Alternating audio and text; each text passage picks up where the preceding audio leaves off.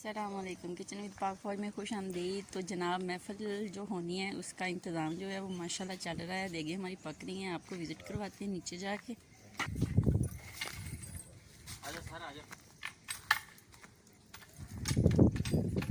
ये देखिए पकाने वाले भाई हैं।